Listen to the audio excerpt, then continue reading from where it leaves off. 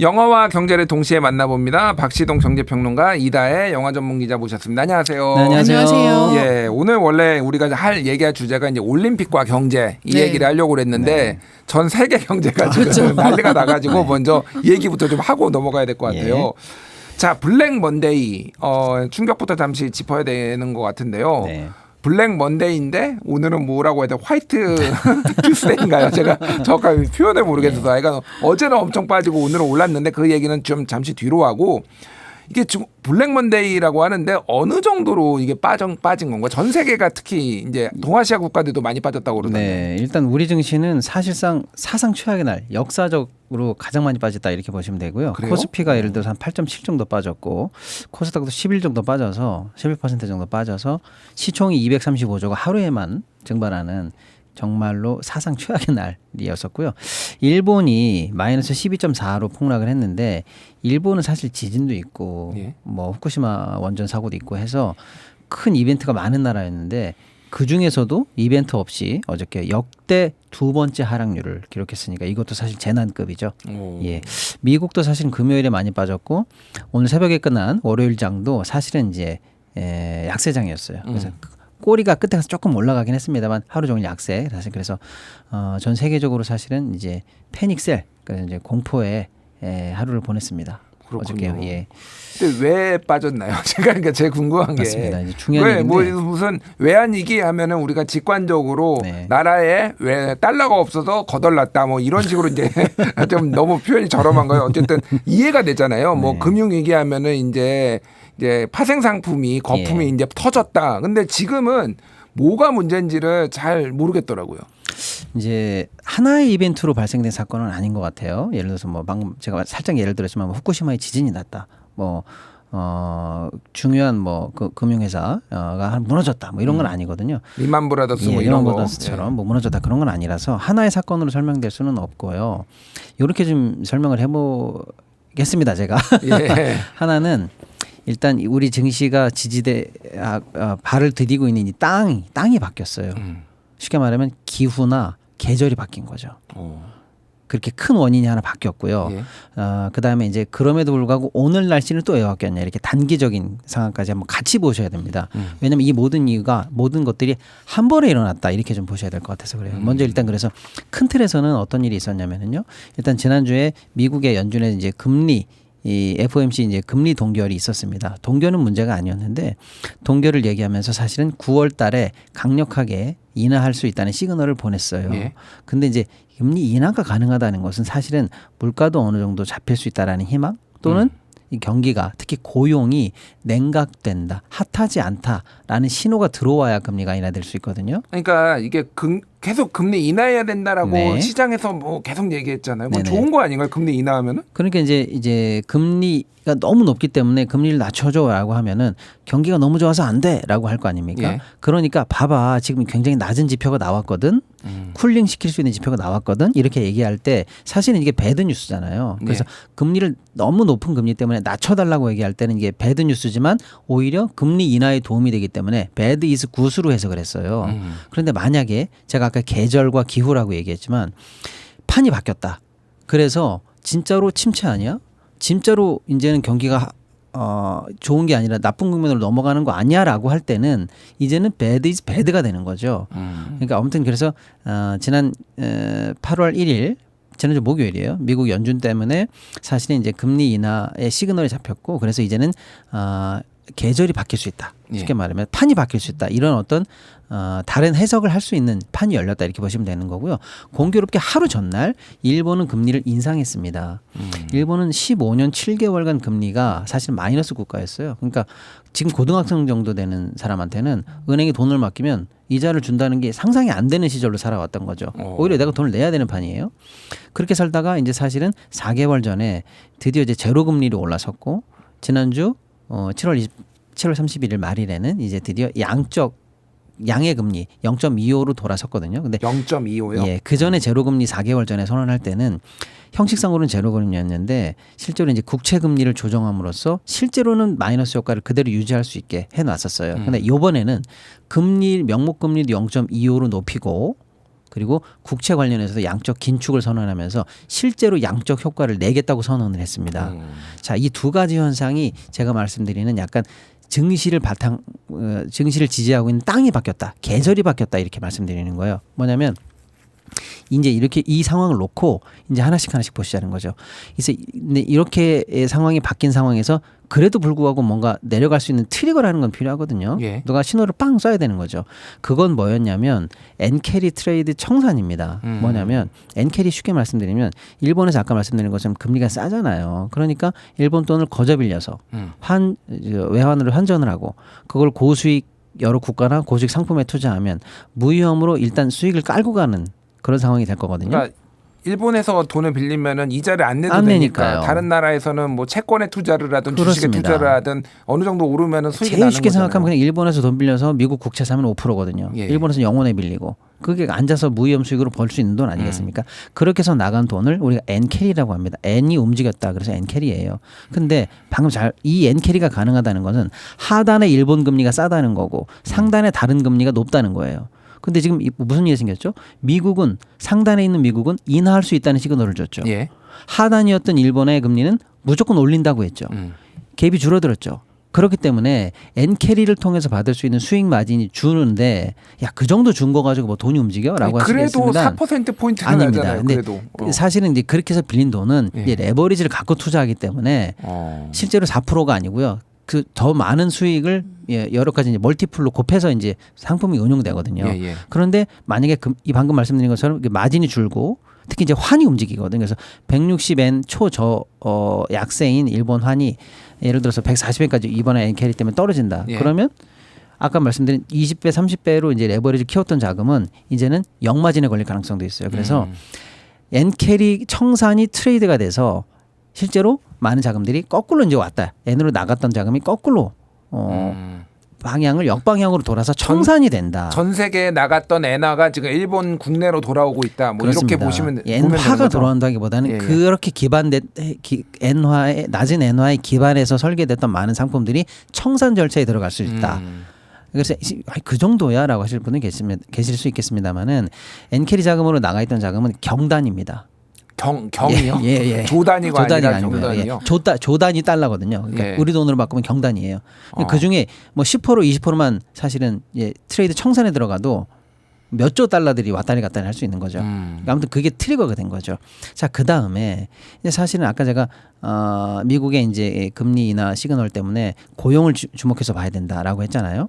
근데 실제로 미국 FOMC 이후에 나온 고용 지표들이 시장 기대치보다 훨씬 많은 수치로 냉각된 지표들이 나왔어요. 그러니까 엔캐리는 시작됐지. 미국은 경기 침체에 들어가는 거 아닌가? 고용이 이렇게나 빨리 식어라는 시장에 공포심을 줬거든요. 그다음에 이제 그동안 사실은 증시의 대장주를 쭉 이끌어왔던 엔비디아나 AI 관련한 주식들이 2, 3일 사이에 폭락을 맞았습니다. 예. 그동안의 거품이 너무 컸던 거 아니야? 이쯤 되면 차익 실현해야지. 또는 엔비디아를 제외한 나머지 회사들 중에 실적 바탕이 없으면서 그냥 거품으로 떴던 주식들이 대폭락을 맞았거든요. 그러니까 이제 AI나 반도체 주도 시장도 끝나는 거 아니야라는 공포심.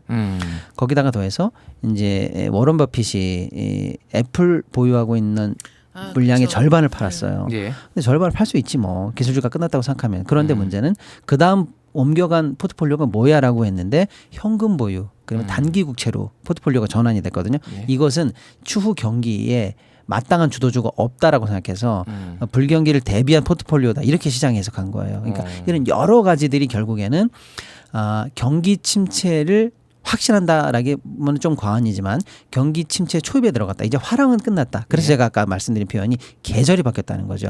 여름일 때는 시원한 바람이 반가웠을 수 있는데 여름이 끝나고 나면서 맞는 시원한 바람은 겨울을 예고하는 추운 바람이거든요.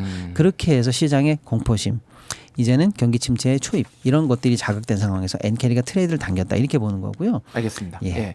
이제 하나만 짧게 네네네. 좀 질문 드릴게요. 어쨌든 그러면은 이제 리세션 이제 경기 침체가 온 거냐 네. 올 것이냐라는 거에 대해서는 의견들이 좀 다르죠. 그거는 의견이 갈립니다. 말씀하신 대로 우려였잖아요. 그렇습니다. 공포 우려가 네. 이 정도까지 이제 한꺼번에 겹치면은 크게 시장을 출렁이게 할 수 있다라고까지는 그렇죠. 이해를 했는데 네. 그러면은 있는 주식 다 팔아야 되나요?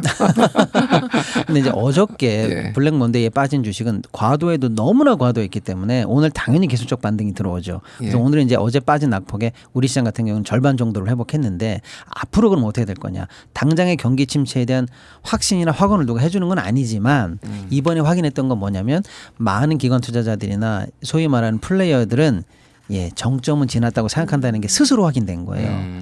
너도 그렇게 확인했지, 나도 그걸 불안해하고 있었어. 이게 사실은 트리거가 촉발되니까 서로 확인했거든요. 결국에는 당분간은 이제 고금리 시절을 끝내고 나면 약간의 과도기를 거쳐서 어쩔 수 없이 우하향하는 흐름을 어느 정도는 갈 수 있다라는 인식이 일단 확인했다 이렇게 좀 봐야 되겠습니다. 알겠습니다. 그러니까 뭐 침체까지는 아니더라도 이제 호경기는 끝났다, 네. 불경기 초입이다라고 이해를 하면 될 것 같은데 제가 이해가 안 되는 거는 우리나라는 한 번도 호경이었던 적이 없는 것 같은데 계속 침체였고 계속 어려웠는데 왜 갑자기 우리나라까지 덩달아 이게 같이 불경기가 되는지 이건 이해가 안 됩니다. 어쨌든 자 이제 올림픽 얘기 좀 해볼게요. 네. 우울해서 안 되겠다. 올림픽 얘기해야 되겠다. 영화 어떤 거 가져오셨습니까? 국가대표 얘기해 보려고 하고요. 예? 2009년도 개봉작입니다. 김용하 감독이 연출하고 하정우, 성동일 씨 나왔던 영화인데요. 아 이건 정말 재밌게 봤어요. 주제곡도 유명하죠. 예, 그렇죠. 워낙 좋아하시는 분들이 많은 영화인데 당시에 839만 명 정도가 영화를 봤으니까 흥행에도 성공했던 영화입니다.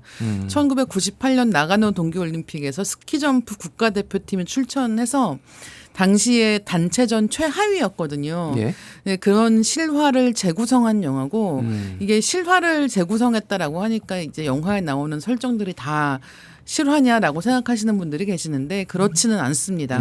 이제 등장인물들 몇몇의 이름과 그다음에 올림픽에서 단체전 최하위를 했다 이 정도만 사실이고 전반적으로는 다 만들어진 이야기라고 보시면 될 것 같아요. 아 그렇군요. 예. 그 눈물겨운 그 훈련 그렇죠. 과정 그것도 조금 과장이 좀 있는 약간의 건가요? 과정이 있고 그리고 이제 그 캐릭터마다 사연들이 있거든요. 예. 이를테면 뭐 입양된 사람이라든가 아니면은 뭐 가족과의 어떤 관계라든가 이런 것들을 관련해서 영화에서 감동적인 코드로 넣었던 이야기들 중에는 거의 다 만들어낸 이야기라고 보시면 될 것 같습니다. 알겠습니다. 그러니까 스포츠 소재로 한 영화가 이제 많잖아요. 특히 네, 뭐 네. 올림픽이나 뭐 월드컵 관련된 것도 뭐 우리 생애 최고의 순간도 네, 있고 맞습니다. 뭐 코리아 뭐 야구로는 슈퍼스타 감사용 뭐 네, 이런 맞습니다. 것도 있었고 뭐 1947 보스턴까지. 근데 왜 이 영화가 오늘의 국가대표가 된 건가요 지금? 일단 더워서 동계 스포츠로 가져왔고요. 예. 네, 그리고 워낙 이 영화가 많은 사랑을 받았던 이유가 있는 것 같아요. 그러니까 스포츠도 스포츠인데 보통은 이제 이 선수들이 뛰어난 선수들이 결국 역경을 딛고 우승하는 식의 이야기들이 많단 말이에요. 예. 근데 사실 이 영화는 우승과 거리가 먼 선수들의 이야기라는 거죠. 그래서 사실 최하위잖아요. 우리가 올림픽 경기를 보면서도 다들 우승하는 걸 생각을 하고 금메달, 은메달, 동메달을 생각을 하는데 그게 아니라 메달권에서 아주 멀리 있는 선수들까지도 이 경기를 완주한다는 게 어떤 의미를 갖고 있는지에 대해서 굉장히 잘 보여주고 있는 영화이기 때문에 이 영화를 골라봤습니다. 워낙 그런 이유 때문에 좋아하시는 분들이 많은 것 같기도 하고요. 예. 영화 다시 보니까 워낙 이 이야기 속에 뭐가 많은 거예요. 사연이 구구절절한 부분이 있는데 예. 그중에도 제일 많이들 좋아하시는 건 그 특이한 훈련 과정 이제 이런 것들에 대해서 관심들 많이 가지시는 것 같습니다. 예. 알겠습니다. 자, 여기에 이제 뭐 저는 이게 예전에 좀 헷갈렸어요. 네. 그 봅슬레이 하는 자메이카에서 그렇죠. 봅슬레이 하는 쿨러닝. 영화. 쿨러닝도 예, 있고 예. 약간 이 느낌이 비슷해요. 그러니까 이 국가대표랑 당시에 쿨러닝이랑 쿨러닝을 베낀 거 아니냐라는 이야기가 실제로 많이 있었어요. 아, 왜냐하면 예. 이 선수들의 사연이라든가 그다음에 선수들의 관계라든가 이런 것들에서 그리고 이 국가대표 같은 경우는 스포츠 영화이면서 코미디 영화란 말이에요. 그렇죠. 근데 그런 부분의 상당 부분이 쿨러닝에서 비슷한 동계 스포츠이면서 그 동계 스포츠를 하는 열악한 환경에 선수들이 처한 이야기 자체가 사실은 쿨러닝하고 너무 비슷한 거 아니라는 이야기가 당시에도 있긴 있긴 했었습니다. 근데 이제 국가대표 같은 경우에는 굉장히 뭐 100m가 넘는 높이에서 도약해서 장비 없이 이제 맨몸으로 활공을 하고 이런 장면이 좀 멋있는 장면이 굉장히 많았던 것 같아요. 그렇죠. 당시에 이 오스트리아 전문 스태프들이 내한을 했대요. 근데 이 사람들이 세계 선수권 전담 촬영팀이라고 하거든요. 그러니까 이 영화에서 등장하는 그 활강하는 그런 장면들 같은 경우는 실제 올림픽 느낌을 내도록 설계되었기 때문에 그만큼 시원하고 아슬아슬한 느낌 같은 것을 굉장히 잘 잡아내지 않았나 생각하고 있습니다. 그러니까 돈을 안 쓰고 열악한 상황에서 멋진 장면을 좀 뽑아내는 약간 이런 느낌인데 이번 맞아요. 파리 올림픽 컨셉이 그런 것 같아요.